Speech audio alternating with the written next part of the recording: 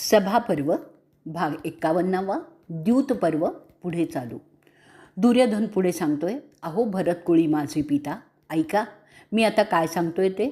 सर्वात मौल्यवान अशा एक एक चिजा त्यांच्याकडे ढिगाने पडलेल्या आहेत, जणू काही कुबेराचा खजिनाच असावा.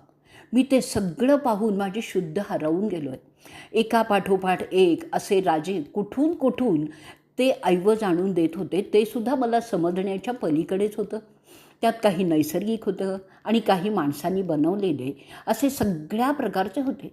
राजा कंबोजाने विविध रंगाच्या कातड्या आणून दिल्या होत्या, काही मोठ्या प्राण्यांच्या तर काही मांजर उंदरांच्या एवढ्या लहान प्राण्यांच्याही होत्या. त्यात काही मृदू होत्या तर काही खरबडीत होत्या. त्या कातड्यांवर जरीचं काम केलेलं होतं. त्यांनी पांडवांना काही खास प्रकारचे घोडे भेट दिले. त्यात तिटेती, कलमाश अशा प्रजाती विशेष वाटल्या. त्यांची नाकं पोपटांच्या चोचीसारखी होती. असे घोडे आपण कधी पाहिलेलेच नाही आहेत. त्याशिवाय 300 उंट आणि तितकीच धुष्टपुष्ट गाढवं त्यांनी खंडणी म्हणून आणलेली होती. विशेष म्हणजे ते देताना ते फार आनंदी दिसत होते. म्हणजेच त्यात पांडवांच्याबद्दल आदर व्यक्त होत होता. ह्याचं मला फार दुःख झालं, कारण त्या सगळ्या खंडणी पांडव बळजबरीने मिळवत नव्हते, तर ते राजे स्वखुशीने देत होते. आणि हे अक्षरशः अति होत होतं माझ्यासाठी. असंख्य गुरंढोरं घेऊन ब्राह्मण वाड्याच्या बाहेर प्रवेश मिळावा म्हणून ताटकळत उभे होते. युधिष्ठिरांनी त्यांचं स्वागत करावं म्हणून ते वाट पाहत होते. जणू काही अशा स्वागताचं त्या ब्राह्मणांना खासच वाटत होतं. मी पाहिलं की तिथे वाड्याच्या बाहेर 30 लक्ष खंडणी देणारे प्रवेश मिळावा म्हणून ताटकळत होते. ह्यावरून किती खंडणी त्यांना मिळत होती ते समजतं. वाडा आतमध्ये भरलेला होता आणि त्या प्रत्येकाचं मूल्यमापन करणं याला समयही लागत होता. त्यामुळे ती दरवाजाबाहेरची गर्दी वाढतच होती. आणि असं असलं तरी त्या सगळ्यांना तिथे पांडवांचे सेवक मोठ्या आदराने वागवत होते. त्यामुळे परिस्थिती कधीही हाताबाहेर जात नव्हती. ह्याचं मला वाईट वाटत होतं. कोणीतरी त्या जमलेल्या लोकांना अपमानित करेल अशी मी आशा करत होतो, पण तसं कधीही झालं नाही. तिथे आलेले ब्राह्मण त्यांच्याकडील सोन्याच्या कमंडलूतून साजूक तूप राजाला देण्यासाठी आतुर होते आणि पांडव त्या सर्वांचं मोठ्या आदराने स्वागत करत होते. एवढंच नाही तर मला सुद्धा त्या अभ्यागतांना आदरपूर्वक वागवावं लागत होतं. जणू काय तो भीम माझ्यावर लक्ष देऊन होता, असं की मी काही आगळी करून पांडवांच्या नावाला काळिमा लागू नये. काही क्षुद्र राजे, समुद्रकिनारी राहणारे कर्पशिक, त्यांच्याबरोबर शेकडो दास्या घेऊन आले होते. ते सगळे प्रवेश मिळावा म्हणून कित्येक घटका बाहेर वाट पाहत होते. त्या सगळ्या सुंदर काळ्या सावळ्या उत्तम शरीरयष्टी असलेल्या होत्या.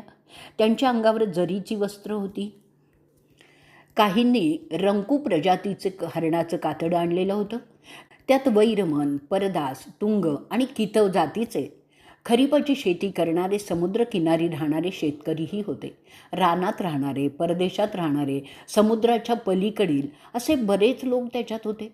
वाड्यात फार गर्दी झाल्यामुळे ते बाहेर ताटकळत होते. हे पांडवांच्या सामर्थ्याचंच प्रतीक होतं आणि म्हणूनच ते मला सहन होत नव्हतं. त्यांनी आणलेली त्यांची जनावरं आणि इतर सामुग्री, ज्याच्यात कातडी, गालीचे, मौल्यवान रत्न त्यांच्याबरोबर होती. प्राग्ज्योतिषपूरचे बलाढ्य राजे भागदत्त, म्लेच्छांचे मुख्य, त्यांच्याबरोबर यवनांची मोठी फौज घेऊन आले होते. ते सुद्धा प्रवेशासाठी दरवाजातच उभे होते. त्यांच्याकडे उत्तम जातीचे घोडे होते आणि ती गर्दी पाहून तो राजा तिथून निघून गेला. त्यांनी त्याच्याबरोबर उत्तम प्रकारच्या हस्तिदंतांच्या मुठी असलेल्या आणि त्यावर हिऱ्याचं जडण केलेलं अशा तलवारी आणल्या होत्या. तिथे विचित्र प्रकारचे लोकसुद्धा मी पाहिले. त्यातील काहींना 2 डोळे, 3 डोळे तर काहींना एकच डोळा असेही होते. काहींच्या कपाळात डोळे होते. त्यांची नावं अशी होती: औष्मिक, निषाद, रोमक, काही नरमांस भक्षक, काही एकपाद होते. त्या विविध देशातून आलेल्या राजांनी 10,000 खेचरं आणली होती आणि त्यांचे रंग चित्रविचित्र होते. त्या जातीची ख्याती सगळ्या जगातच आहे. वांकू देशातून ते आणलेली होती. इतर बऱ्याच राजांनी सोने चांदीच्या लाद्या आणलेल्या होत्या युधिष्ठिराला फक्त भेट देण्यासाठी. ते एकपाद त्यांच्याबरोबर वेगवान घोडे घेऊन आले होते. त्यातील काही घोडे नारंगी रंगाचे होते, काही सप्तरंगी होते. ते सगळे घोडे त्यांच्या वेगासाठी प्रसिद्धच आहेत. चिनी, शक, उद्रस आणि बर्बर टोळ्यांचे लोक आलेले होते. काही जंगलात राहणारे तर काही वाळवंटात राहणारे. कितीतरी वृष्णी आणि हरहड जे हिमालयातील आहेत ते कितीतरी आलेले होते. त्यांनासुद्धा प्रवेश मिळत नव्हता.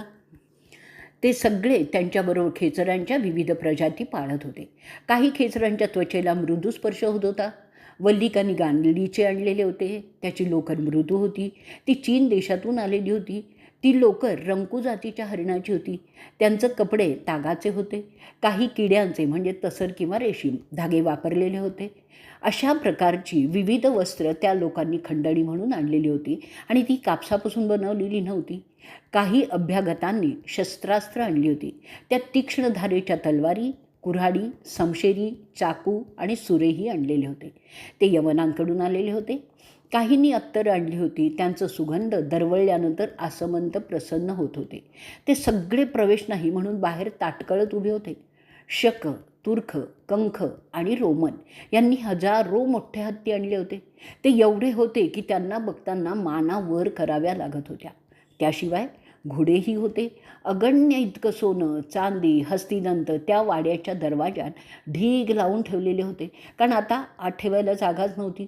कित्येकांनी चिलखतं, विविध प्रकारची शस्त्र, विविध प्रकारचे बाण, भाले, बरच्या, गालीचे, इतर प्रकारच्या मौल्यवान चिजा यांचा तर खचच पडलेला होता. घोडे आणि हत्तींच्या अंगावरील अंथरणी त्यात होती. काय नव्हतं ते सांगा मला. आणि सगळं उत्कृष्ट दर्जाचं होतं. त्यामुळे माझे डोळे दिपून गेले होते आणि माझ्या अंगाची लाही लाही होत होती आणि ते मला सहन होत नव्हतं. अशा रीतीने सभापर्वातील द्यूतपर्वाचा 51वा भाग इथे संपलेला आहे. सभापर्व भाग 52वा, द्यूतपर्व पुढे चालू. दुर्योधन पुढे सांगतोय, अहो तात आता माझा ऐका. असे फार मोठ्या प्रमाणात संपत्तीचा खत तिथे पडलेला मी पाहिलेला आहे. अनेक राजांनी आणि ते सुद्धा जगभरच्या विविध प्रदेशातील खंडणी म्हणून ते युधिष्ठिरासाठी आणलेलं होतं. काही जे सैलोदा नदीच्या किनारी राहत, जी नदी मीर आणि मंदार पर्वतरांगांमधून जाते आणि ज्या प्रदेशात कीचक बाहूंची जंगलं आहेत, म्हणजे इक्सान अर्हा आणि प्रदर, दीर्घवेणू, परदास, कुलिंद, तंगण आणि त्यांचे दुसरे ह्या लोकांनी हंडे भरून सोने दिलेत, ज्याची गणती करणं अशक्यच होतं. ते सोनं माणसाने काढलेलं नव्हतं, तर ते जमिनीतून मुंग्यांनी उकरून जमिनीवर आणलेलं असं अतिशय शुद्ध स्वरूपातलं होतं. म्हणून त्या सोन्याच्या चूर्णाला त्या मुंग्यांचं नाव दिलेलं होतं. दूर पहाडी इलाख्यात राहणारे त्यांच्याबरोबर शुभ्र रंगाच्या चावऱ्या म्हणजे केसांचे पंखे आणि मध घेऊन आले होते. ते मध चंपक फुलातून काढलेलं होतं. त्याशिवाय त्या फुलांच्या माळासुद्धा आणलेल्या होत्या. त्याशिवाय उत्तर कुरु प्रदेशातून आलेल्यांनी विविध प्रकारची जडीबुटी आणलेली होती. ती सगळी सामुग्री घेऊनच ते सगळे पांडवांच्या वाड्याबाहेर उभे होते प्रवेश मिळावा म्हणून. मी अगण्य किराट राजे तिथे उभे असलेले पाहिलेत. त्यांची भयंकर शस्त्र त्यांच्याबरोबर होती. हे लोक क्रूरपणे त्यांच्या शत्रूला मारतात असं मी ऐकलेलं आहे. ते तिथे बसून बरोबर आणलेली फळं आणि कंदमुळं खात होती. हिमालयाच्या उत्तर पूर्वेकडील उतारांवर राहणारे ते लोक चांबड्यांचं वस्त्र घालून आलेले होते. ज्या प्रदेशाकडून सूर्य उगवतो त्या कुरुश प्रांतातून, जो लोहित्य पर्वताशी आणि तेथील समुद्राशी जोडलेला आहे, तिथूनही काही आलेले होते. त्या लोकांनी चंदन आणि इतर औषधी सामग्रीही आणली होती. त्याशिवाय ढिगारभर कमावलेली उत्तम प्रकारची चांबडी आणि विविध सुवासिक अत्तरही होती. त्याशिवाय 10,000 मुली सेविका म्हणून भेट आणल्या होत्या. त्यांच्याकडील डोंगरात मिळणारं सोनं हंडे भरभरून आणलेले होते. ते किराट दरवाजात उभे होते. कधी आत जाण्याची परवानगी मिळते त्याची वाट पाहत होते. कैरट, दर्द, दर्व, वैमग, औडुंबर, दुरविभंग, परद, वल्लीक, काश्मीरी, कुमार, गुरखा, हंसकवनी, सिवी, त्रुगर्ती, यौधन्य, मर्द देशाचा राजा, कौकेयी, अंवष्टी, कौकुर, तर्ख्य, वस्त्रपी आणि पल्लव, वटश, वयी, मौलवी, शूद्र, मल्लव, पौंड्र, कुक्कर, शक, अंग, वंग, पुंड्र, सनवत्य, गई असे सगळेच उच्चकुलीन क्षत्रिय त्यांच्या दर्जाप्रमाणे त्यांच्या शस्त्रांच्या योग्यतेनुसार तिथे आपापली खंडणी घेऊन आलेले होते. त्यातील वंग, कलिंग, मघ, ताम्रलिप्त, सुपुंड्रक, दव्वलिक, सागरक, पत्रनी, शैश्व आणि अनेक कर्णप्रवर्णक जे दरवाजात हजर होते. त्यांना राजाने सांगितलं, जर ते तोलामोलाची खंडणी आणणार असतील तर त्यांच्यासाठी वाड्याचे दरवाजे उघडले जातील. आणि त्यानंतर त्यांनी प्रत्येकी 1000 उत्तम हस्तिदंत नांगराच्या फाळासारखे असलेले सादर केले. तेव्हा कुठे त्यांची वर्णी लागली. त्या हस्तिदंतावर जरी आणि सोन्याचं मखर बसवलेलं होतं.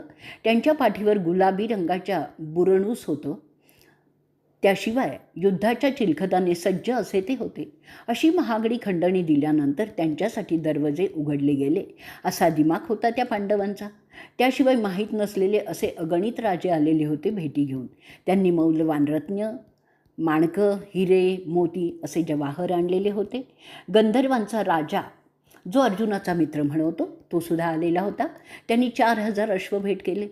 त्यांचा वेग वाऱ्यासारखाच होता. त्याशिवाय गंधर्व, तुंबरू आणखीन 100 तसेच घोडे देऊन गेला. त्या घोड्यांचा रंग हिरवा होता. त्या प्रत्येकावर सोन्याचे दागिने बसवलेले होते. अहो, कुरुकुळाच्या राजा, त्या म्लेंछ राजाचं नाव शुकरस असं आहे. शेकडो हत्ती दिले. मत्स्य देशाच्या राजाने 2000 हत्ती आणले होते खंडणी म्हणून. पशूंचा राजा वसुधन 620 हत्ती आणि 2000 चांगले तरणेबांड घोडे दिले.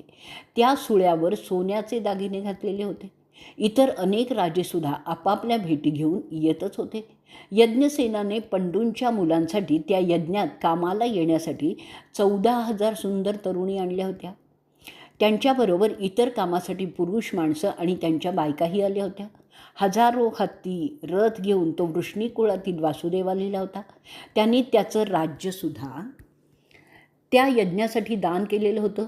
त्यामुळे त्याचा परममित्र अर्जुनाची श्रेष्ठता निश्चितच झाली होती. त्यांनी आणखीन 14000 उत्तम हत्ती आणले होते. हे असं होतं की वाटावं, अर्जुनाचा आत्माच कृष्ण आहे. त्यामुळे अर्जुन स्वर्गात जाणार आणि कृष्ण त्याच्यासाठी पृथ्वीवर येणार की काय असं.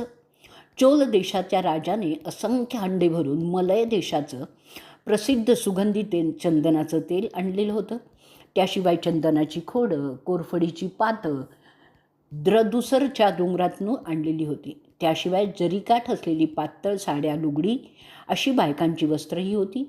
सिंघलमधून आलेले नीलमणी घेऊन आलेले होते. त्याशिवाय ढिगारभर मोती होते ज्याची गणतीच नव्हती. हत्ती, घोडे यांची पालख होती. रात्रीसारखे काळे असलेले त्यांच्या डोळ्यांच्या कडा लालबुंद होत्या. त्यांच्या कातडीच्या नेसण्यावर मौल्यवान रत्न जडवलेली होती. असे सगळे विविध देशाचे, विविध संस्कृतीचे लोक तिथे राजाला भेटण्यासाठी आले होते.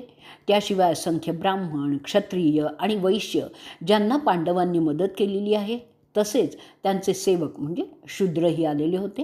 केवळ आपलं ऋण फेडण्यासाठी ते त्यांच्या ऐपतीनुसार छोट्या चिजा प्रेमाने आणत होते. काही हरल्यामुळे तर काही उपकाराच्या आठवणींमुळे अशा प्रेमाच्या भेटवस्तूही आणत होते. मला माहीत नसलेल्या अशा प्रदेशातून तिथे लोक येत होते याचंच मला आश्चर्य वाटत होतं. पांडवांची ख्याती इतकी दूर गेलेली आहे की त्याचा मला आता राग येत आहे. युधिष्ठिर जणू जगाचा राजा झाला आहे असंच वाटत होतं हे सगळं पाहिल्यावर. मग मलाही असं वाटतं की मी आता मरून जावं. हे सगळं पांडवांचं वैभव पाहण्यापेक्षा तेच बरं पडेल आणि माझी म्हणूनच अशी अवस्था झालेली आहे. मी तुम्हाला पांडवांच्या सेवकांच्या ऐटीची माहिती आता सांगतो. त्यात शिजलेलं आणि कच्चं खाद्य तिथे येणाऱ्या जनावरांना आणि माणसांना द्यावं लागतं त्याची माहिती सांगतो. एका भटारखान्यात ते सगळं खाद्य प्रथम जमा केलं जातं. तिथे त्यांचं मोजमाप होतं.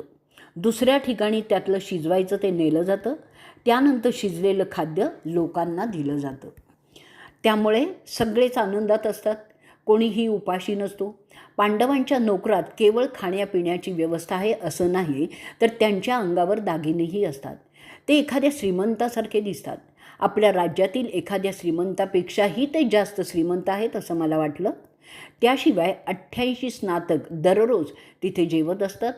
त्यांची काळजी पांडवांचे कारभारी पाहतात. त्या ब्राह्मणांचं काम शत्रूच्या नाशासाठी यज्ञ करत राहणं एवढंच असतं. त्या ब्राह्मणांच्या सेवेसाठी प्रत्येकी 30 बायका सेविका म्हणून नेमलेल्या आहेत.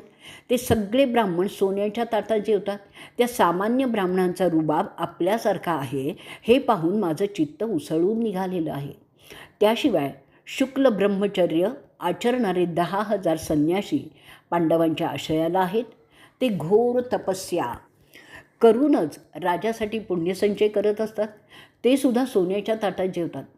राजा यज्ञसेनी म्हणजे युधिष्ठिर उपाशी राहून प्रथम सगळे त्यात अपंग, निराधार, दुर्दैवी असे येतात. ते जेवले की नाही ते पाहून मग स्वतः जेवायला बसतो. त्यामुळे त्याच्या राज्यात कोणीही उपाशी नसतो. सर्वात शेवटच्या पंक्तीला सगळे पांडव बसत असत. पहिल्या पंक्तीत स्नातक आणि संन्याशी आणि ब्राह्मण बसत. अहो माझे पिता धृतराष्ट्र फक्त 2च लोक पांडवांना खंडणी देत नाहीत. त्यात पांचाल येतात कारण ते त्यांचे आप्त आहेत आणि वृष्णी आणि अंधक जे मित्र आहेत. अशा रीतीने सभापर्वातील द्यूत पर्वाचा 52वा भाग इथे संपलेला आहे. सभापर्व भाग 53वा. द्यूत पर्व पुढे चालू. दुर्योधन नंतर म्हणतो ते राजे ज्यांचा सगळे आदर करतात, जे सत्याचे रखवालदार आहेत, जे न्यायाने वागतात, जे शब्दांचे पक्के आहेत, जे तत्वशील आहेत, जे व्रतस्थ आहेत, जे उत्तमरित्या प्रशिक्षित आहेत, जे वेदातील सर्व शाखात प्रवीण आहेत, जे यज्ञ करतात, ज्यांच्या पुण्यप्रभावाचं काय सांगावं, जे शूर असून नम्र असतात, ज्यांची ख्याती 4ही दिशांना पसरलेली आहे, ज्यांचं प्रतिष्ठितपणे राज्यारोहण झालेलं आहे, असे सगळे महान श्रेष्ठ असूनही त्या पांडवांच्या पुढे नतमस्तक होऊन त्या दरबारात उभे असलेले मी पाहिलेले आहे.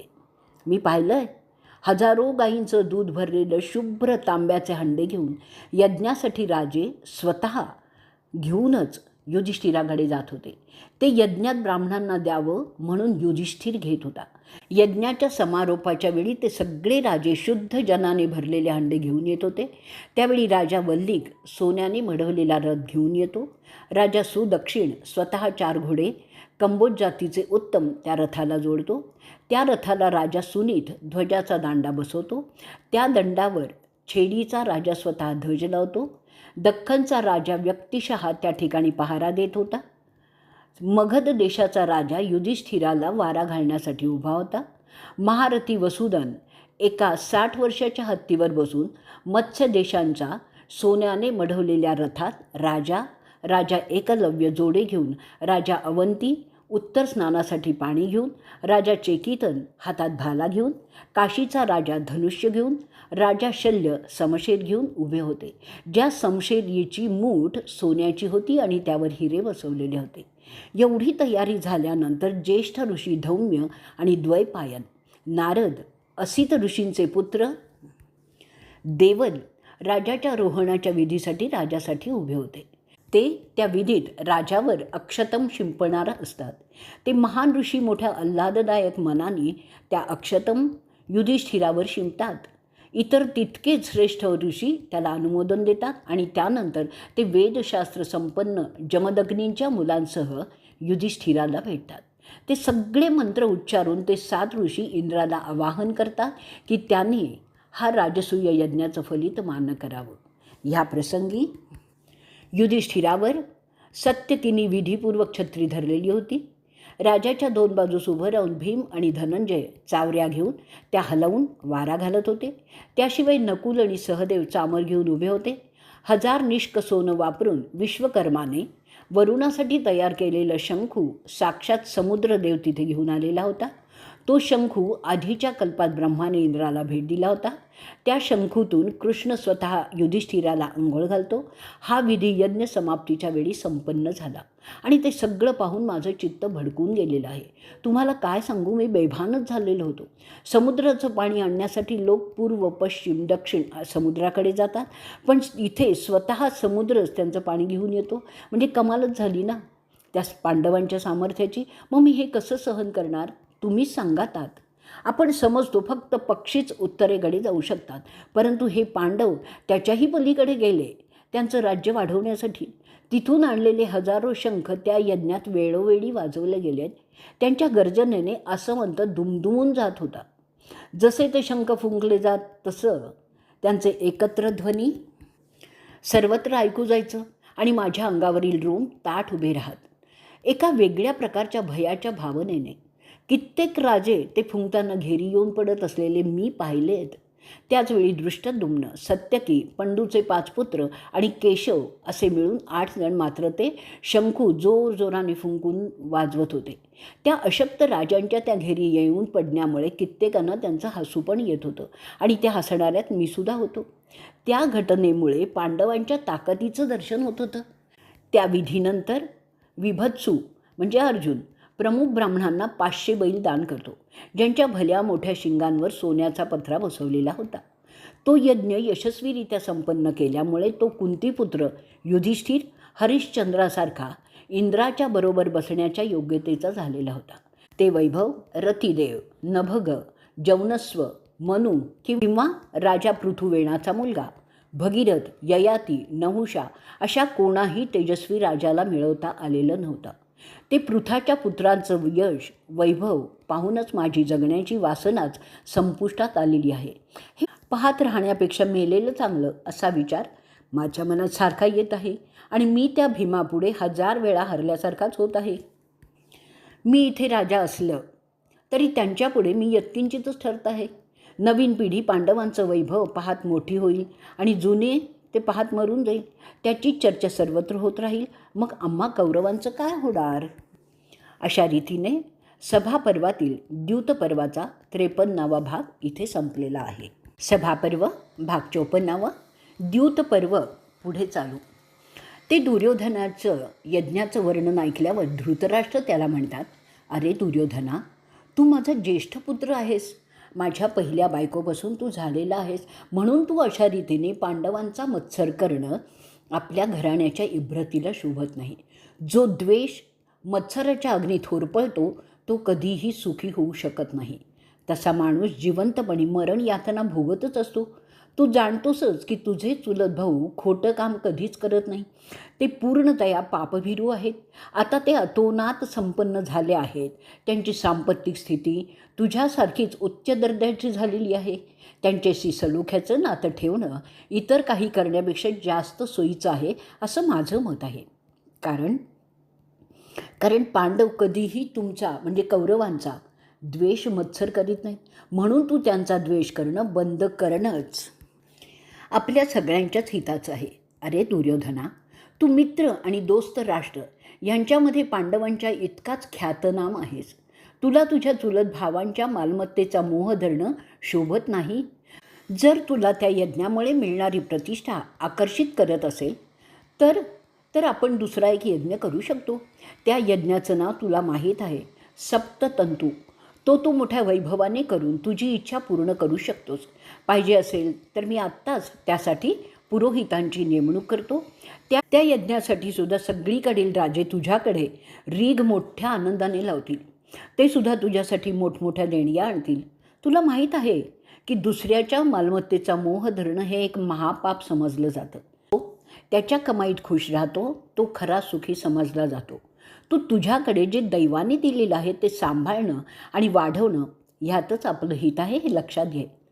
त्यातच महानता असते. जो राजा त्याच्या जबाबदाऱ्या समजून कार्य करतो तो सर्व प्रकारच्या दुर्दैवावर मात करू शकतो. जो नको त्या मोहात पडत नाही आणि तो त्याची कामं उत्तमरित्या करून जगात प्रसिद्ध होऊन राहतो. पंडूच्या मुलांनी नेमकं तेच केलं म्हणून ते आज उत्कर्षाच्या उच्च बिंदूला पोचलेले आहेत. त्यांनी स्वकर्तृत्वाने कोणाच्याही मालमत्तेचा मोह न बाळगता सगळी संपत्ती मिळवलेली आहे. तसे तुम्ही 100 कौरव का करत नाही? दुष्टबुद्धीने भांडणं उकरून काढणं सत्प्रवृत्त राजाला अजिबात शोभत नाही. तुझ्याबरोबर तुझे वडीलधारे राहत आहेत. त्यांना काय वाटतं त्याचा तू थोडा तरी विचार केला पाहिजेस. तू सुद्धा तुझ्या चुलत भावांच्या प्रमाणे मोठी दानं ब्राह्मणांना करून प्रसिद्ध सहज होऊ शकशील आणि प्रसिद्धी सहज तुला मिळू शकेल. हे असे विकृत विचार करण्यात वेळ न घालवता तो वेळ तुम्ही सगळे माझे कौरव सुंदर स्त्रियांच्याबरोबर रमण्यात घालवावा हे जास्त श्रेयस्कर नाही आहे का? अशा रीतीने सभापर्वातील द्यूतपर्वाचा 54वा भाग इथे संपलेला आहे. सभापर्व भाग 55वा, द्यूतपर्व पुढे चालू. ते त्याच्या पित्याचे उद्गार ऐकल्यानंतर दुर्योधन त्यांना सांगतो, ज्यांनी पुष्कळ अभ्यास केलेला आहे शास्त्रांचा पण प्रत्यक्ष प्रचिती घेतलेली नाही आहे अशा माणसांच्या सल्ल्यात काहीही तथ्य नसतं. अनुभवाने शास्त्राभ्यास खऱ्या अर्थाने सिद्ध होत असतो. जसं चमच्याने खाल्लं तरी चमचा त्या पदार्थाची चव समजू शकत नाही, कारण त्याला जीभ नसते. असं ते आहे. तुम्हाला सगळं समजतं तरी तुम्ही माझा गोंधळ वाढवत आहात. आपली गत अशी झाली आहे जशी दोन होड्या एकमेकांना बांधलेल्या असाव्यात. तुम्ही फक्त तुमच्या दृष्टिकोनापुरता विचार करता. माझ्या विचारांची तुम्ही दखलच घेत नाही आहे. तुमच्या मनात माझ्याबद्दल द्वेष आहे असा आता मला संशय यायला लागला आहे. कारण जे काही मी सांगेन ते कसं तरी धुडकावून देण्याचा तुमचा उद्देश आहे असं मला दिसतंय. तुम्हाला त्या कुंतीपुत्रांचं जरा जास्तच कैवार आहे असं मी समजू शकतो. पण त्यामुळे मी माझ्या धोरणात बदल करीन असं जर तुम्ही समजत असाल तर तो योग्य नाही आहे. तुम्ही पाहू शकत नाही की तुमचे मुलगे आणि त्यांचे दोस्त मोठ्या संकटात आहेत. ह्या पांडवांच्या फक्त प्रगतीमुळे. जर हे असं होत गेलं तर तुम्ही राजे राहण्याच्या योग्यतेचेच उरणार नाही. जो दुसऱ्याच्या सल्ल्याने निर्णय घेतो तो कधीच त्या सल्लागारांच्या पेक्षा जास्त पुढे जाऊ शकत नाही. सल्लागार नेहमीच प्रथम स्वतःचं हित राखून सगळे सल्ले देत असतो आणि म्हणूनच दुसऱ्याकडून सल्ला घेताना ज्या काही गोष्टी सांभाळणं अगत्याचं असतं त्याचं भान मी राखूनच माझे निर्णय घेत असतो. तुम्ही आणि तुमचे सल्लागार असलेले वडीलधारे ज्या पद्धतीने विचार करतात ते मला मंजूर नाही, कारण त्यात आम्हा कौरव भावंडांचं हित मला तरी दिसत नाही आहे. बृहस्पतींनी सांगितलेलंच आहे की सामान्य माणूस आणि राजा ह्यांच्या दृष्टीत फरक असतो. म्हणून राजाने नेहमी सावध राहून आणि भविष्यातील घटनांचा अंदाज घेऊन त्यांना सामोरे जाण्याच्या तयारीने सगळी धोरणं आखायची असतात. जिंकणं हाच केवळ एकमेव उद्देश क्षत्रियांचं खरं लक्षण असतं. समाधानी राहणं हे काही क्षत्रियांचं लक्षण नाही आहे. ते ब्राह्मणांचं आणि सामान्य माणसांचं असू शकतं. आपले ध्येय साध्य करण्यासाठी कोणतं साधन, कोणतं धोरण स्वीकारायचं, त्यात चांगलं की वाईट हे महत्त्वाचं नसतं. आपल्या शत्रूचं वैभव त्याच्याकडून खेचून घेणं हे क्षत्रियांचं कर्तव्य असलं पाहिजे. हे एक प्रकारचं युद्धच आहे. पांडवांना मी चुलत भाऊ म्हणून पाहत नाही, तर माझे म्हणजे आम्हा कौरवांचे शत्रू म्हणून पाहतो. हे तुमच्या केव्हा लक्षात येणार? साधन, शुचिता महत्त्वाची नसते खऱ्या युद्धात. जिंकणं महत्त्वाचं असतं. कोणाला मित्र मानायचं, कोणाला शत्रू हे त्याच्या नात्याने किंवा परिस्थितीने ठरत नाही. ज्याच्या प्रगतीमुळे आपल्याला दुःख होतं तो शत्रू ही खऱ्या शत्रूची व्याख्या माझी आहे. ज्याच्या प्रगतीमुळे आनंद होतो त्याला मी मित्र समजतो. पांडवांच्या प्रगतीमुळे आम्हा कौरवांना दुःख होतं म्हणून ते आमचे शत्रू ठरतात. तर कर्णाच्या प्रगतीमुळे आम्हा कौरवांना आनंद होतो म्हणून तो आमचा मित्र ठरतो. अहो तात, तुम्ही आम्हाला समाधानी राहण्यास सांगता, परंतु समाधानी माणसं कधीही प्रगती करत नाहीत. असमाधीपणा हेच प्रगतीचं मुख्य कारण असतं. खरे क्षत्रिय कधीही समाधानी नसतात. तसे आम्हीसुद्धा समाधानी नाही. हे खरे राजकारणी असतात.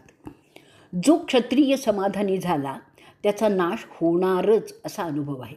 शत्रू बेसावध असतानाच हल्ला करायचा असतो. आता असं बघा, जेव्हा नमुची बेसावध होता तेव्हा शक्राने त्याचं शिर उडवलं. जर नमुची सावध असता तर शक्र ते करू शकलाच नसता. म्हणून युद्धात नेहमीचे नीतिशास्त्राचे नियम लागू होत नाही. युद्धाचं नीतिशास्त्र जरा माझ्याकडून तुम्ही समजून घ्या. राजकारण हा जिंकण्याचा उद्योग आहे. त्यात प्रतिस्पर्ध्याला फसवणं हाच धर्म असतो. न फसवता कोणीही कोणालाही जिंकू शकणारच नाही. म्हणून राजकारणातील धर्म वेगळा असतो. अहो तात, आपण विसरलात आहात का? मग ते युद्धातील असू देत किंवा द्यूतातील असू देत, साप त्याच न्यायाने बेडक्याला गिळतो. पृथ्वी निष्कर्मी राजालाच खाते. ब्राह्मण जो फिरत नाही त्याला तो देश खातो. अहो राजे, कोणीही असाच शत्रू ठरत नाही. त्यासाठी ज्याचं ध्येय आपल्या उद्देशाच्या आड येतं तोच स्वाभाविकपणे शत्रू ठरतो. पांडवांचं आणि आमचं उद्देश एकच असल्यामुळे ते माझे शत्रू ठरतात. जो मूर्खपणाने आपल्या प्रतिस्पर्ध्यांच्या चालीकडे दुर्लक्ष करतो तो नष्टच होतो असा नियमच आहे. जसं रोग वाढण्याआधीच त्याचा पायबंद करायचा असतो. काही रोग वेळीच जर थांबवले नाही तर तो रोग त्याला मारून टाकतो. मग शत्रू कितीही क्षुद्र दिसत असला तरी जर त्याचा पायबंद वेळीच केला नाही तर तो शत्रू जशी वाळवी छोटी असली तरी मोठं झाड खाऊन टाकते ना, तसाच मारून टाकतो. त्यासाठी अहो अजामिदाचे वारस, पांडवांच्या उत्कर्षाला स्वतःचा उत्कर्ष समजून संतुष्ट राहू नका. पांडवांचं वैभव आपल्यासाठी आनंद व्यक्त करण्याची बाब नाही आहे, तर चिंता करण्याची बाब आहे. हे तुमच्या लक्षात केव्हा येणार? जर मला उत्कर्षच करायचा असेल तर इतर कोणाला का मी मारू? मी पांडवांचा नाश करून ते मिळवलं तर काय हरकत आहे? धूर्तपणाने जर मी ते साध्य केलं तर आपल्याला का वाईट वाटतंय? याला राजकारण समजा हवं तर, पण मला अडवू नका. माझ्या कुवतीला सगळे आप्त हसत आहेत, ते तुमच्या लक्षात कधी आणि कसं येणार? तुम्ही अंध आहात. जर तुम्हाला डोळे असते तर तुम्ही मला अडवलंच नसतं. तुम्हाला आमच्यापेक्षा पांडव जास्त विश्वसनीय वाटतात का? तुमचे खरे वारस कोण आहेत, पांडव की आम्ही, तुमच्या रक्ताची मुलं? मी कसंही करून हे द्यूतयुद्ध करून दाखवणारच आहे की मी पांडवांना चीत करू शकतो. मग ते युद्धात असेल किंवा द्यूतात असेल. आपण पांडवांना फक्त द्यूताचं आमंत्रण देणार आहोत. त्याने ते स्वीकारलं तर ते खेळतील, आणि जर हारले तर त्यात आमचा काय दोष? माझी आता अशी मनस्थिती आहे की जर काही केलं नाही तर माझे काहीही खरं नाही, हे मी तुम्हाला आत्ताच सांगून ठेवतो. कारण पांडव सतत मोठे होत आहेत आणि आम्ही तुमची मुलं जैसे थे असेच आहोत. अशा रीतीने सभापर्वातील द्यूतपर्वाचा 55वा भाग इथे संपलेला आहे. सभापर्व भाग 56वा, द्यूतपर्व पुढे चालू. ते बोलणं होत असताना तिथे हजर असलेले शकुनी मध्येच बोलतो, अहो आमचे शूरवीर राजे, मी तुम्हाला विश्वास देतो की त्या युधिष्ठिराची सगळी संपत्ती तुमच्यासाठी या द्यूताच्या मदतीने काढून आणेन. त्यावर विश्वास असू द्या. ते झाल्यानंतर तुमच्या आत्म्याला शांती प्राप्त होईल. कुणालाही न मारता जर आपण केवळ युक्तीने ते साध्य करणार, त्याला का कोणी विरोध करणार आहे? विनाहत्या आपण हे साध्य करणार, म्हणून उलट आपलं कौतुकच व्हायला पाहिजे.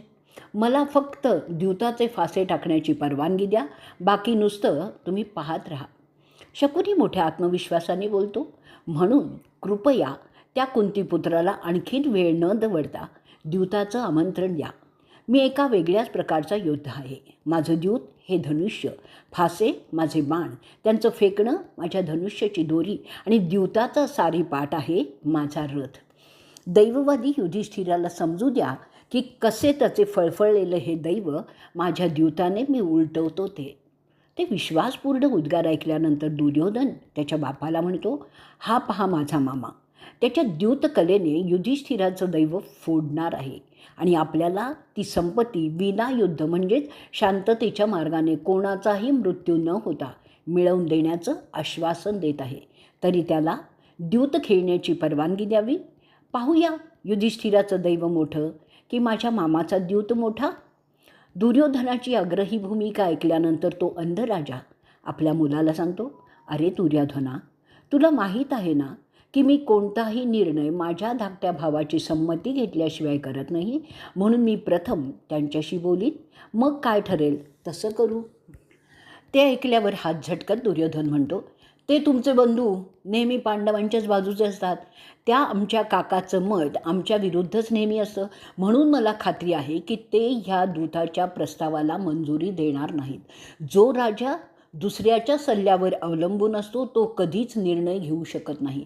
दोन माणसांचे विचार जुळणं नेहमीच अवघड असतं. जो मूर्ख परिणामांना घाबरून निर्णय घेणं टाळतो त्याची गत पावसात वाहून जाणाऱ्या किड्यासारखीच असते. एखाद्याला आजारपण किंवा यम भेटण्यासाठी तो समृद्ध होण्याची वाट पाहत नाही, म्हणून जोवर तुमच्यात धमक आहे तोपर्यंत ते साधायचं आहे, हे साधणंच श्रेयस्कर असतं. त्यावर धृतराष्ट्र त्याला सांगतात, अरे मुला, आपल्यापेक्षा जास्त बलवान असणाऱ्याची कोणीही शहाणा वैर करत नाही, कारण अशा वैरातून फक्त नुकसानच पदरी पडतं. तुझा प्रस्ताव त्यासाठी योग्य नाही आहे. त्यामागे विवेक नाही आहे, तर केवळ द्वेषभाव आहे. द्वेषाचा उपयोग शस्त्रासारखा करू नकोस. ते शस्त्र पोलादाचं नाही आहे, पण मोठं युद्ध सुरू करण्यास पुरेसं आहे. एकदा ते द्वेषाचे परिणाम सुरू झाले की मोठमोठी शस्त्र बाहेर येतात. आणखीन एक शंका येते, जर समजा शकुनी युधिष्ठिराला द्यूतात हरवू शकला नाही तर तुझं जे आहे ते सुद्धा पांडवांचं होईल, याचा तू विचार केला आहेस का? ते ऐकल्यावर शकुनी मध्येच म्हणतो, सर्वांना माहीत आहे युधिष्ठिराचं द्यूताचं कसब, म्हणून तो सवाल उपस्थित इथे होतच नाही आमचे राजे. दुर्योधन आता आपल्या बापाला परत सांगायला उठतो. फार प्राचीन काळी माणसाने द्यूताचा शोध लावला. त्यामुळे हत्येशिवाय, युद्धाशिवाय शांततेच्या मार्गाने लढाया जिंकण्याचं साधन माणसाला उपलब्ध झालेलं होतं. केवळ दैवाने साधन वापरलं म्हणजे त्या 4 कर्मयोगी पांडवांच्या कर्तृत्वाचा पुरता फळशा पाडता येईल. युधिष्ठिर दैववादी म्हणून तो त्याचे वडिलकीचं दबाव वापरून त्या कर्तृत्ववान पांडवांना गप्प कराल आणि ते सुद्धा आज्ञाधारक मूर्खासारखे गप्पच राहतील. त्याचाच आपल्याला उपयोग करायचा आहे. शत्रूच्या कमजोरीचा उपयोग करणं हे एक राजकारणातील धोरण असतं, म्हणून त्यात काहीही गैर नाही आहे. त्यासाठी वेळ न दवडता शकुनीच्या प्रस्तावाला मान्यता द्या आणि त्वरित द्यूतासाठी एक सभागृह तयार करण्याची आज्ञा द्या. शांततेच्या मार्गाने आम्ही वैभव मिळवणार असल्यामुळे इंद्राला आम्हाला मान्यता द्यावी लागेल. त्यासाठी द्यूत हाच खरा मार्ग ठरणार आहे. लढणं आणि माणसांना ठार मारणं हे पापकारक ठरतं, कारण त्यामुळे मोठ्या प्रमाणात हिंसा होत असते. त्यात युधिष्ठिर आणि आम्ही एकाच योग्यतेचे ठरणार आहोत. पांडवांनी हिंसा करून जे मिळवलं ते आम्ही शकुनीच्या नेतृत्वात शांततेने करून दाखवणार आहोत. युद्धापेक्षा द्यूताचा मार्ग शांततामय असल्यामुळे इंद्राला हा मार्ग दैवी कार्यक्षेत्रात सन्मान्य करावा लागेल. ते ऐकून धृतराष्ट्र बोलतात, तुझ्या बोलण्याने माझ्यासाठी काहीही सिद्ध होत नाही. तुला जे योग्य वाटेल ते तू कर. तू इथे राजा आहेस, परंतु तुझ्या निर्णयाचे परिणाम तुलाच भोगावे लागणार आहेत हे सुद्धा लक्षात घे. अशा युक्तिवादाने तुला समृद्धी प्राप्त होईल असं जर तुला वाटत असेल तर ते शक्य होणार नाही, कारण द्यूत हा असत्यावर आधारित असतो. त्यात दैवी प्रवृत्ती नसते. द्यूत असुरी प्रवृत्तीचं प्रतीक आहे हे सगळीच जणं जाणतात. युद्ध आणि त्यामुळे मिळणारा मृत्यू प्रशस्त असतो, कारण जन्मणारे मरणे हाच नियम आहे. उपजेते नाशे. त्यामुळे शांतता ही काही युक्त बाब समजली जात नाही. विदुरांनी शांततेचा मार्ग अवलंबलेला आहे, पण त्यात द्यूतासारखा असत्यावर आधारित मार्ग नाही आहे. द्यूत कधीही खरेपणावर आधारित नसतो हे तुला माहीत आहे, म्हणून त्याची अशा रीतीने शिफारस करणं केवळ मिथ्याचारच ठरतो. क्षत्रियांचा नाश होण्याचं भाग्यात असेल तर ते होणारच आहे. अगदी प्राचीन काळापासून असं होत आहे. आता वैशंपायन सांगतायत, द्यूताचं दुर्योधनाने केलेलं समर्थन प्रशस्त नसतानाही तो अंधत्वामुळे दुबळा झालेला राजा दैववादी होतो आणि आपल्या अविवेकी मुलापुढे एक प्रकारे हारच मानतो. तिथे असलेल्या सेवकांना एक सभागृह बांधण्याची आज्ञा मोठ्यांदा ओरडून देतो. लवकरच राजांनी सांगितल्याप्रमाणे मौल्यवान रत्नांनी जडवलेले 100 खांबी सभागृह उभं होतं. त्याला सभोवार 100 द्वारं होती. सोन्याचे पत्रे आणि नीलमणी वापरून सर्व महाल मढवला गेलेला होता. सुंदर कमानी उभारून त्यावर त्या महालाचं बांधकामही केलेलं होतं. त्याची लांबी आणि रुंदी 2 कोस एवढी होती. राजाच्या त्या आज्ञेनुसार शेकडो कारागीर त्या कामात घडून जातात. त्यात जे काही देखणं असेल ते सगळं समाविष्ट केलेलं होतं. सुंदर विविध रंगीत गालिचे अंथरलेले होते, परंतु त्याची सर पांडवांच्या मायासुरांनी उभारलेल्या सभागृहाशी होत नव्हती. त्याचं दुःख दुर्योधनाला होतं. ते तयार झाल्यानंतर धृतराष्ट्राला कळवण्यात येतं. सर्व काही जाणणारा तो अंध राजा त्याच्या भावाला, जो त्याचा मंत्रीसुद्धा होता, त्या विदुराला बोलवतो. त्याला आज्ञा देतो की त्याने लवकरात लवकर खंडप्रस्थात प्रयाण करावं आणि युधिष्ठिराला आणि त्याच्या भावंडांना घेऊनच यावं. तो अंध राजा आता इरेला पेटलेला ठरवून असतो की जे व्हायचं आहे ते होणारच आहे. धृतराष्ट्र विदुराला सांगतो, माझ्या पुतण्यांना पाहू दे आमचा नवीन वाडा, आणि आल्यासारखं जर त्यांचीसुद्धा इच्छा असेल तर एक द्यूताचा डाव होऊन जाऊ द्यावा, कारण मला माहीत आहे की युधिष्ठिराला द्यूत खेळायला आवडतं. अशा रीतीने सभापर्वातील द्यूतपर्वाचा 56वा भाग इथे संपलेला आहे. सभापर्व भाग 57वा, द्यूतपर्व पुढे चालू. वैशंपायन पुढे सांगतात, राजा धृतराष्ट्र त्याच्या मुलांचा निश्चय पाहून आणि त्यामुळे जे काही होणार त्याची कल्पना असताना विदुराला पांडवांना पाचारण करण्याची आज्ञा देतात. विदुर तरीसुद्धा त्याच्या दूर धोरणामुळे ते करण्यास नकार देतो. तो त्याच्या ज्येष्ठ बंधूंना म्हणतो, बंधू, आपण जाणता ह्यात सगळं कुळ नष्ट होऊ शकतो. त्यासाठी मी तुमची ही आज्ञा मान्य करू शकत नाही. प्रथम त्या भावंडात फाटाफूट होईल, त्यातून शत्रुत्वाची सुरुवात होईल. म्हणून आपण केवळ मुलाच्या प्रेमाखातर असा विघ्नकारक निर्णय घेऊ शकत नाही. दुर्योधनाचं वागणं अविवेकी आहे हे स्पष्ट दिसत असताना असा घातक निर्णय आपण कसा घेऊ शकता? आमंत्रणाचं ठीक आहे, पण त्यात मैत्रीपूर्ण किंवा कसाही द्यूत खेळण्याचा भाग नसावा. हवालदिल झाल्यासारखा तो हस्तिनापुरीचा राजा विदुराला सांगतो, अरे बंधू, जर दैव सुयोग्य असेल तर सगळं काही ठीक होईल. शेवटी जे काही सृष्टीत घडतंय ते सर्व त्या विधात्याच्या संमतीनेच होत असतं. ज्या त्वेषाने माझा मुलगा त्याचा आग्रह चालू ठेवत आहे, तर मलाही वाटतं की कदाचित ही त्यांच्या दैवाचीच प्रेरणा आहे. मी ते बदलू शकीन असं मला तरी वाटत नाही आहे. मी दुर्योधनाला त्यापासून अटकाव करण्याचा बराच प्रयत्न केला आहे, परंतु माझ्या बायकोचा भाऊ सुवलाचा पुत्र शकुनी त्याला सतत उत्तेजन देत आहे की तो युधिष्ठिराला लीलया द्यूतात हरवेल आणि त्या मार्गाने पांडवांनी जे मेहनत करून जिंकून मिळवलेलं आहे ते सगळं केवळ दुर्योधनाचं करून देईन. आणि त्या मोहातच माझा मुलगा अडकलेला आहे. त्याचा आग्रह पाहता मला तरी दुसरा कोणताही पर्याय इथे दिसत नाही आहे. म्हणून कृपया त्याप्रमाणे तुम्ही करावं. जे होईल त्यात युधिष्ठिरसुद्धा तितकाच जबाबदार असेल जितका माझा मुलगा आहे. जर तो त्या द्यूताचं आमंत्रण स्वीकारेल आणि म्हणूनच त्या कुंतीपुत्रांना तू घेऊन ये. अशा रीतीने सभापर्वातील द्यूतपर्वाचा 57वा भाग इथे संपलेला आहे. सभापर्व भाग 58वा, द्यूतपर्व पुढे चालू. वैशंपायन पुढे सांगतात, त्यानंतर विदुर दिलेल्या आदेशानुसार परंतु त्याच्या मर्जीविरुद्ध इंद्रप्रस्थाकडे निघतो. त्याच्याकडे वेगाने धावणारे घोडे असतात. आतून अस्वस्थ असलेला तो धोरणी विदुर पांडवांच्या घराकडे इंद्रप्रस्थी निघतो.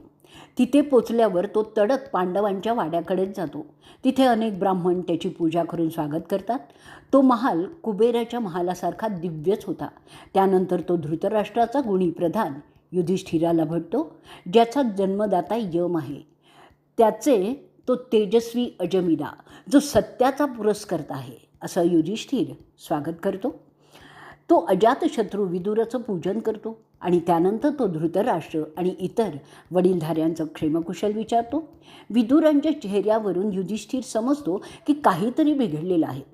तो खत्ताला म्हणजेच विदुराला विचारतो, काका, काय बात आहे? तुमचा चेहरा सांगतोय की आपण अस्वस्थ आहात. असं काय झालं आहे की आपण एवढे बेचैन झालेले आहात?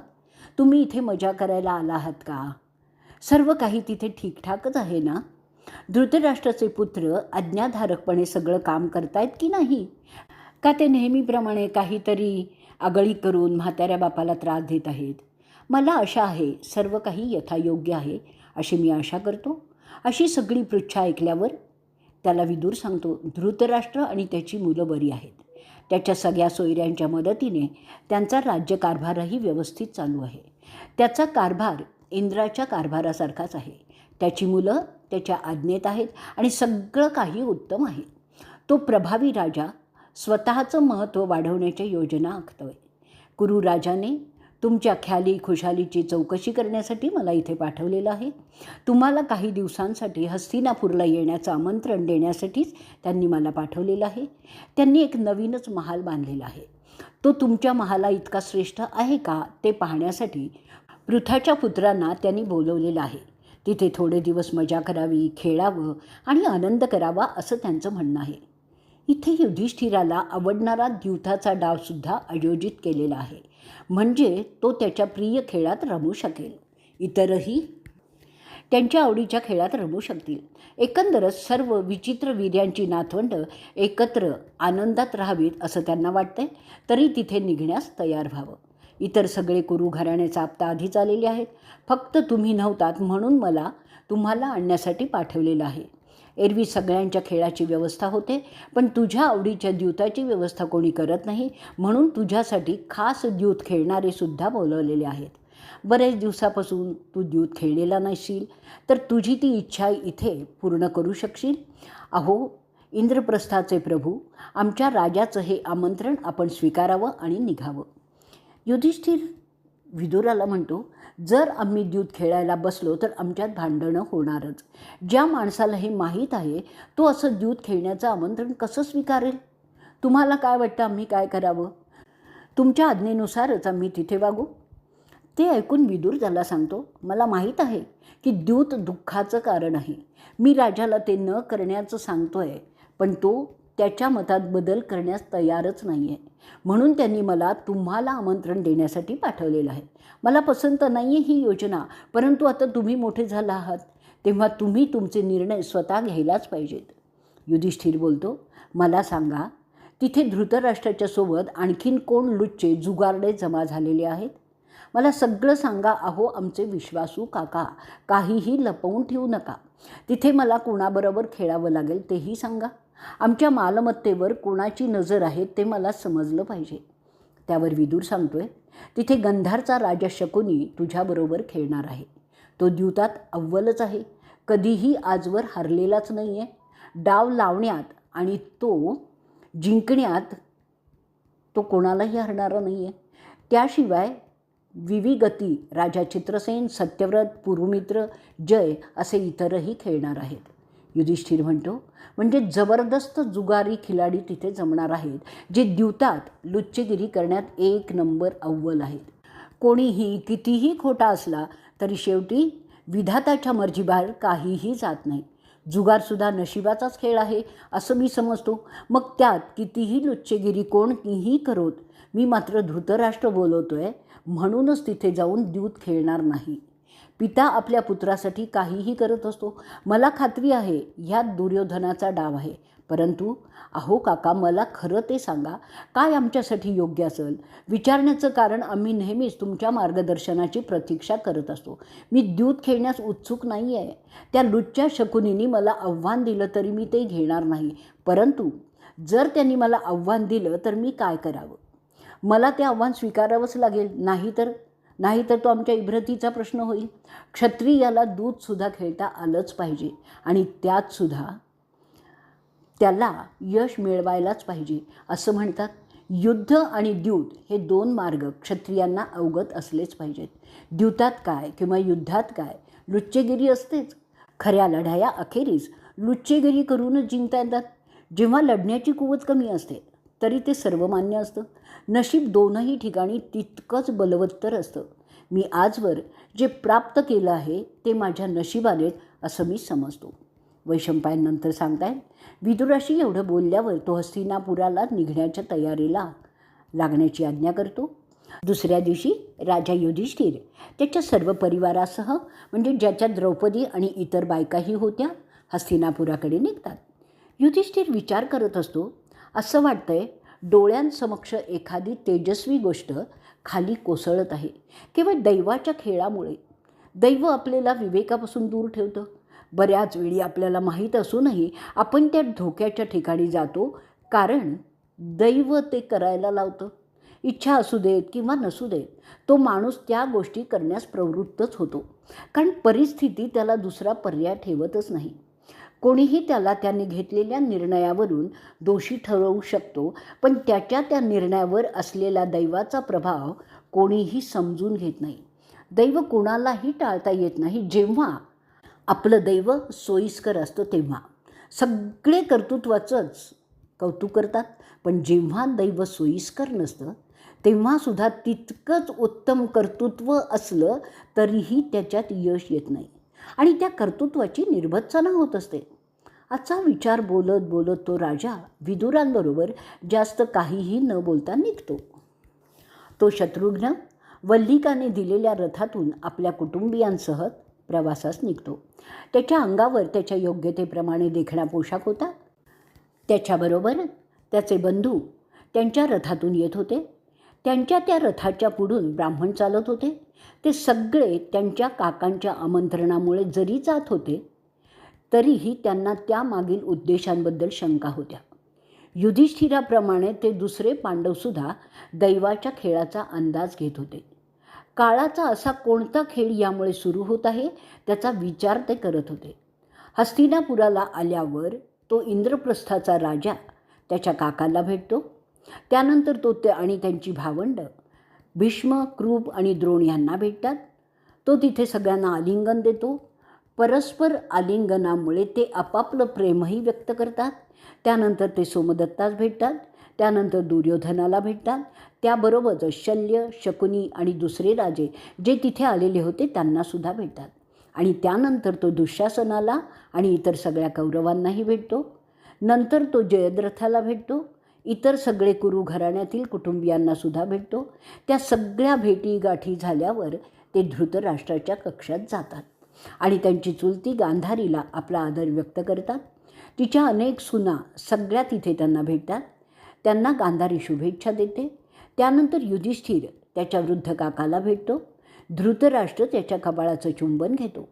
त्यानंतर तो त्याचा काका इतर पांडवांच्या कपाळाचंही चुंबन घेतो. त्या प्रकारे तो त्याच्या शुभेच्छा त्यांना देतो. पांडवांना पाहून तिथे जमलेले कुरु घराण्याचे कुटुंबीय फार आनंदी झालेले होते. भेटण्याचा विधी संपल्यानंतर राजा त्यांना त्यांच्या दालनात जागा दाखवतो. त्यांची दालनं रत्न, हिरे आणि मोती अशा मौल्यवान खड्यांनी वाढवलेले होते. पांडवांच्या मायासुराने बांधलेल्या सभेची नक्कल करण्याचा तो प्रयत्न होता. आम्ही काही कमी नाही असं दाखवण्याचा तो प्रयत्न होता. सगळे पांडव आपापल्या दालनात गेल्यानंतर कौरव परिवारातल्या स्त्रिया दुश्शलाच्या नेतृत्वात त्यांना भेटण्यासाठी जातात. कौरवांच्या बायका तर द्रौपदीचं सौंदर्य, वैभव आणि तेज पाहून मत्सराने बेचैन झाल्या. पांडवातील पुरुष मंडळी त्या स्त्रियांना भेटल्यानंतर आपल्या इतर कामासाठी आणि दैनिक कर्मकांड करण्यासाठी तिथून निघून गेले. ते उत्तम जातीच्या चंदनाचं गंध अंगाला लावून आपल्या ब्राह्मणांच्या बरोबर नित्यविधी करतात.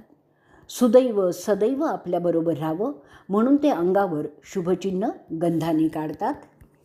त्यानंतर ते नित्याप्रमाणे ब्राह्मणांना दान करतात. ब्राह्मण त्यांना आशीर्वाद देतात.